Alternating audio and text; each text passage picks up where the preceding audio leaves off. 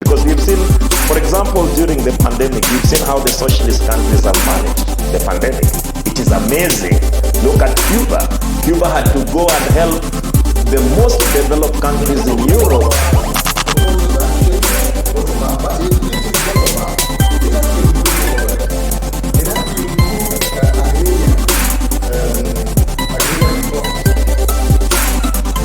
Welcome to you, our viewers, wherever you are tuning in from. We are glad to have you on yet another program of our CPK online bulletin. My name is Sani and I will be your host throughout the program.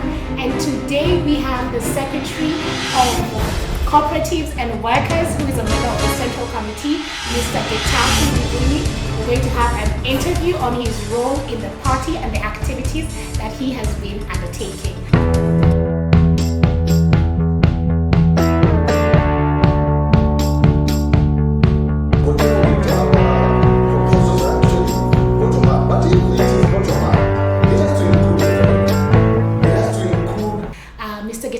Thank you so much for joining us this afternoon for the interview. And maybe before we start, you could give us a brief of your name and maybe what you do in the party. Thank you very much. As you have rightly said, my name is Gitahi Ngunyi. I am a member of the Central Committee. And in the Central Committee, I'm also the Secretary for Cooperatives and Workers' Unions. Yes. Besides that, of course, I am a member of cells, specifically 3 cells, where we discuss party affairs. But directly to the question you asked on what I do for the party, my role as a Secretary for Cooperatives and Workers' Union is basically to link the party work so that with the cooperative movements and workers' union. And in the 2 areas, what we seek to do as a party is support progressive, the progressive business model of the cooperative movement. You understand that the cooperative movement in Kenya is quite heavy. With the assets worth more than $1 trillion. And these are basically investments and businesses of ordinary people, farmers, coffee farmers, potato farmers, fishermen. And these cooperatives sort of stand on a very flimsy ground because they don't have a political power. They don't have representation in parliament. And every time you, I think from history, what you've seen is that they are always getting attacked by the bourgeois. You see laws that are brought in sometimes to split large cooperatives. So in other words, you have interference in how cooperatives are supposed to run themselves. To run. Thank you very much, Gitahi, for that introduction. And one of the things that we cannot forget to mention or to talk about is the issue of the COVID-19 disease that has come into the country and into the world at large. And of course, with the coming of COVID-19, it has affected the workers very much all over the world, but in Kenya as well. And in affecting the workers, we saw a lot of people, first of all, lose their employment or lose their source of living, or if not that, then their salaries were cut into half. What do you have to say about that in relation to the workers and the cooperatives, and even in relation to the party and what you're representing? I think basically COVID has been disastrous for everybody, but it has been more disastrous for the working class. I mean, for example, I think during the shutdowns, what we've seen is a lot of people losing jobs. We've seen a lot of people lacking basic necessities. But COVID has also exposed the failures of the capitalist system. For example, for the first time, you could see the people in the slums are supposed to sanitize, but where is the water which they're supposed to sanitize with? In terms of party work, the work we've done, I think mainly what we decided to respond specifically to the most hurting segment of the workers, and that is the hospitality and entertainment workers. These were guys who were just pushed out of business completely. Yes. And so we started. I think the first thing we did was reach out to the workers and help them form a trade union. Yes. And that is the Hospitality and Entertainment Workers Union. And it is in the process of getting registered right now. Mm-hmm. But besides that, even before registration, I think we've organized protests together. Yes. Mm-hmm. Against the unscientific way in which the government chose to respond to COVID-19, shutting down the economy without providing vaccination. Yes. Sending people home without providing them any cushion, any economic, So and that work, of course, continues. So continues in opposition to oppose the scientific way in which the government is dealing with the virus. And I think because of that work led to the raid that was conducted by the police in this particular place. And we'll come back to that when you talk about the Hospitality and Entertainment Workers Union, which of course is a big millstone in your docket and for the party, and where we are able to register this trade union, and not just register it, but bring these workers into the party and shelter them. And you speak about some protests that you had in light to the issue of COVID, and I'd like to highlight one that took place in the city center, which was dubbed, of course, Unlock Our Country at that time, and you actively took part in it, and it led to the arrests of a few of the members. I think you included in that.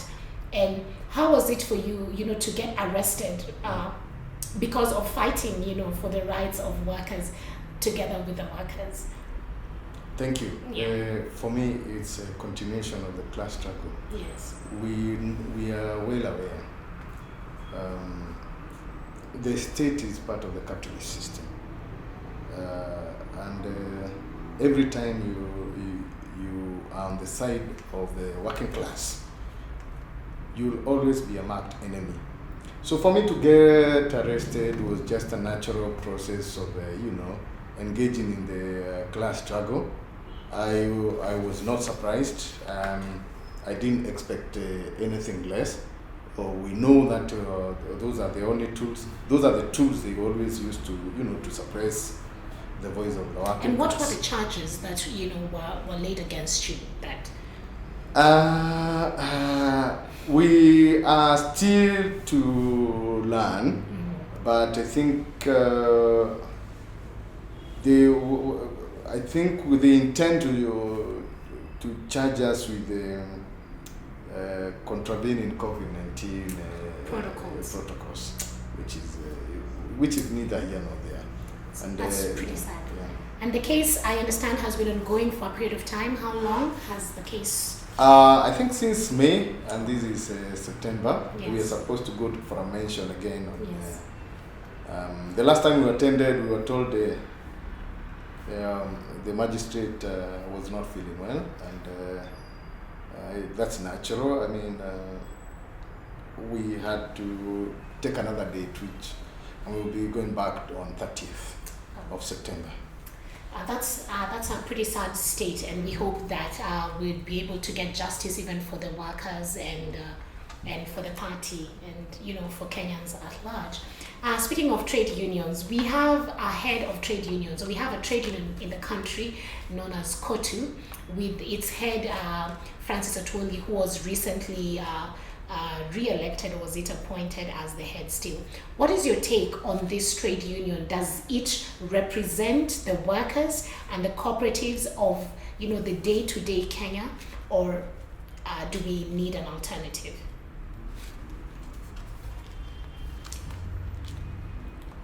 Traditionally, we know very well that the bourgeois system will always seek to destabilize the workers' union. The current trade union federation, which is a central organization of trade union, was a reactionary move. Was formed as a reactionary move against the real voice of the workers, which was led by Bill Kagia. The current trade union was formed by a CIA agent or a representative of imperialist interests in Kenya, in the name of Tomboya. And basically its work was to silence the radical trade union that was led by people like Bill Kagia and Makan Singh.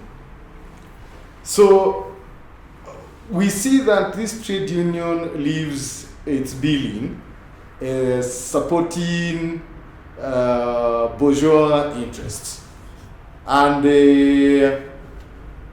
of course you can see the characteristics. It is sort of used to broker peace between the workers and between the workers and the employers, instead of advancing workers' interests. I wouldn't put the blame solely on an individual. It's a systemic problem. So unless there is a change effort, of a system. Yes. Mm-hmm. It fits in. In fact, for a long time, COTU was part of the oppressive KANU regime. It was actually the workers' appendage in KANU, and you can see COTU is always on the side of the state. Mm-hmm. So it has not done a good job when it comes to articulating no, it hasn't. the issues of the workers, is what you're saying. It hasn't, and it fights a lot against formation of trade unions and trade union federations. Earlier on today, we had a few of the members of the Communist Party of Kenya from Githurai. That is the youth in the Mau Mau cell. And I'm sure you have seen a photo of theirs that went viral while they were undertaking their studies in an abandoned room with a candle, which shows how much determined they were. And we were speaking about the rising cases of unemployment, and especially youth unemployment in the informal settlement areas. Linking to the workers, the fact that one of the biggest characteristics of the Communist Party of Kenya is to fight for the rights of the workers. But there's this other case where we have rampant unemployment of the youth. My first question to you is, how do you think we could link these two struggles of youth unemployment and the struggle for workers? My second question to you, and these young men posed this question to us and to our viewers at home, and of course you could write your comments and we'll be able to respond to you, where they asked, is being a politician work? And the reason why we are asking this question is because we see the amount of wages and salaries that goes into paying our politicians. Recently, we've seen the security of one of our politicians being raised to 257. And of course, that has implication on the voters. It has implication on the taxpayers' money. So is this work, being a politician? That's the second question. The first one being the issue of youth unemployment and now fighting for the workers' rights. How could we link these two struggles? So you have asked me quite a couple of questions in one question. So, but I'll try and just answer it. First, on the question of whether being a politician is equivalent to work,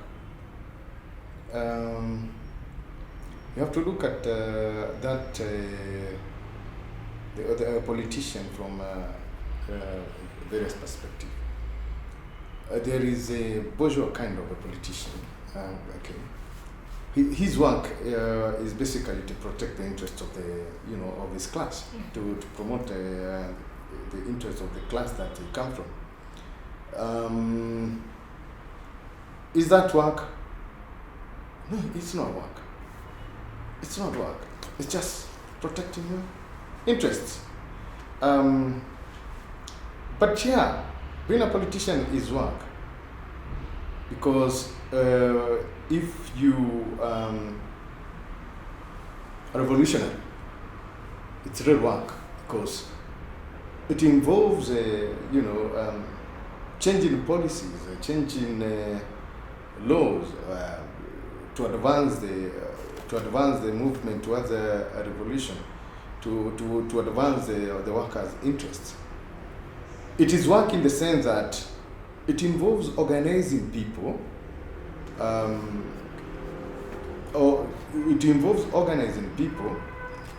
to move in certain directions in terms of production. But why do they get all that money? It's a class issue. It's part of the class struggle to have people who are recognized because of the privileges they get, and therefore they called leaders because of the money they get and all the privileges.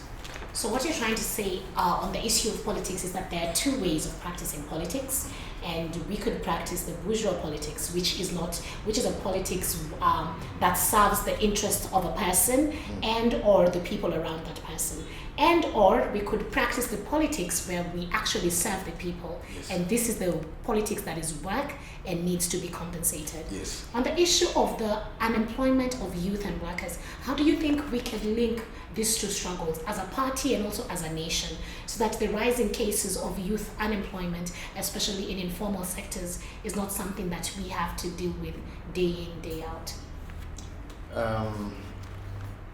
I think the job of the party is always to provide education to the youth, to help them understand why they are not working. Unemployed people are workers. They are workers without a job. Okay. So I think what we continue to do as a party is to intensify our political education, so that the people who are employed understand why they are treated the way they are treated by their employers. And for the unemployed to understand why why they are unemployed, the class relations, the class contribution, the class struggle contribution towards unemployment, because capitalism has proven time and time again that the cycles of bursts and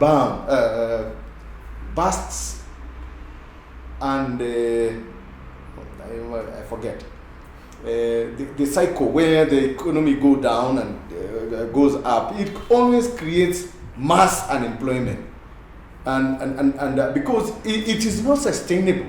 Businesses will collapse when the economies go down, and people will be pushed back. And who benefits at the end of the day?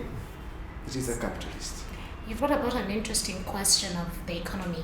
And there's been a lot of rampant talks about the bottom-up economy as the economic model that we should follow as Kenyans, because of course this other model is not working for us.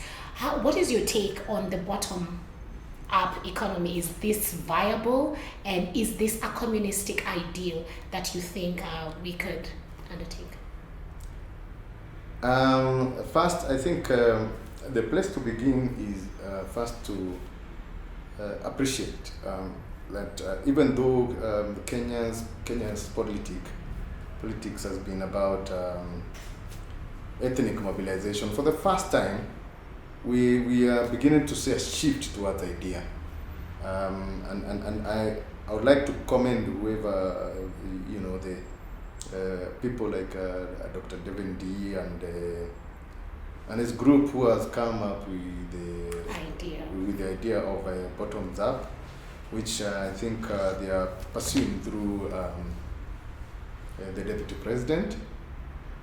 And however, first of all, we need to know that we don't know the contents of the bottom ups, but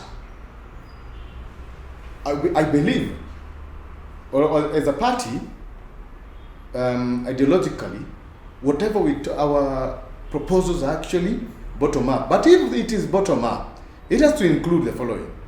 It has to include agrarian reforms. Land must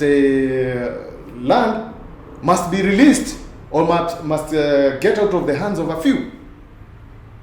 Because when land is in the hands of the few, then you have the problem of youth unemployment, because people are holding land, which is the basis of production. Okay. It must also include rapid industrialization,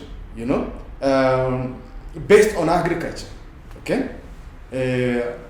We must stop in exporting all raw materials. Okay. It must involve the people's needs. Now, in this country, we are in a system where we produce to export, not to meet local needs.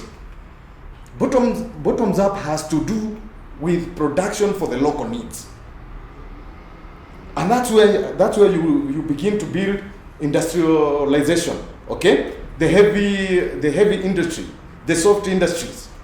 That's where you begin. You have to liberate land first. Once you liberate land, you are able to put that land into productive use. For example, why do we have slums in Kenya? It's because people do not have jobs. These are people who can go and get engaged in agricultural production. Thank you so much on your take on that. And I think to close the economic session and the workers session is that you would like to be a change, a formidable change as you vie for political seat. Maybe you tell us briefly about that. As a revolutionary, it's a duty to use any space available to promote ideas. And yes, as a party, we will participate in the coming elections, and I will vie for the position of a member of the National Assembly in Kasarani. And the reason I want to do that is to use that platform, the campaign platform, number one, to broadcast our ideas to the masses, tell the people what is wrong and what can be done. Number two, if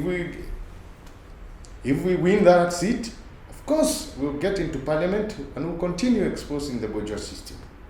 Thank you very much, Gitahi, and I wish you all the best. And for our viewers in Kasarani, I hope you're prepared to bring in change into your area.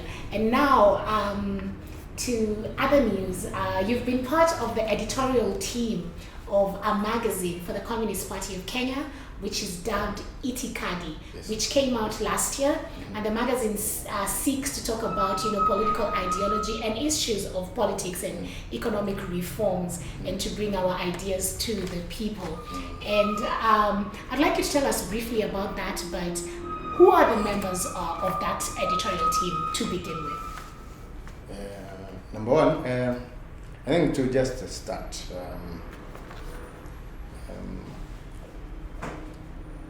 Itikadi is a magazine, it's a publication of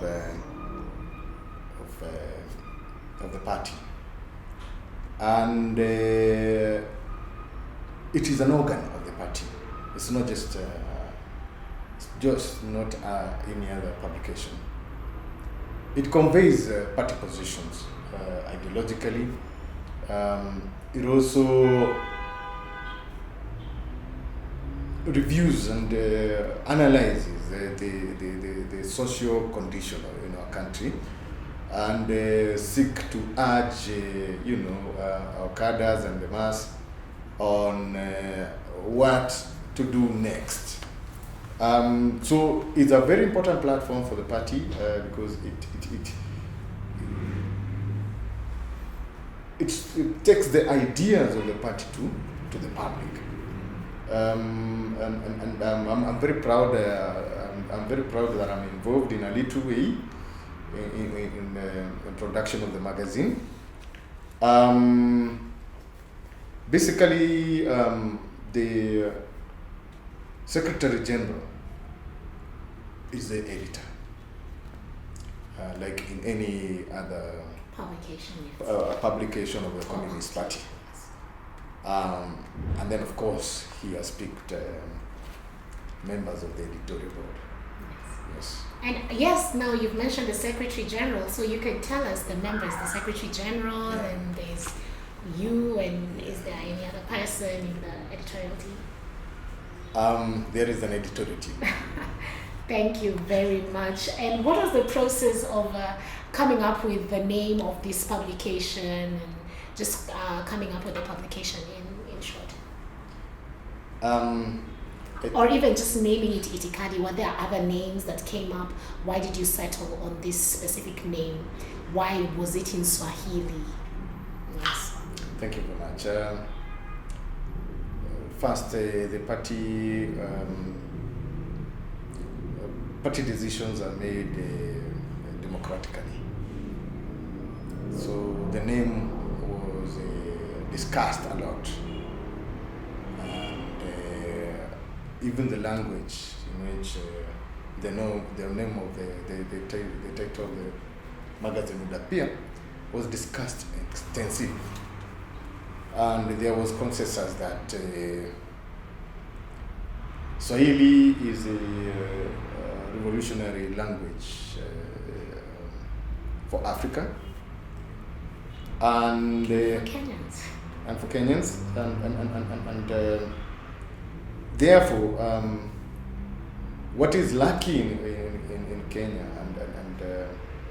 or what we wanted to communicate was actually basically the party ideology and the party reflection on social conditions. So, and therefore it is straightforward that it has to be ideology, and so the translation of that is, of course, Itikadi.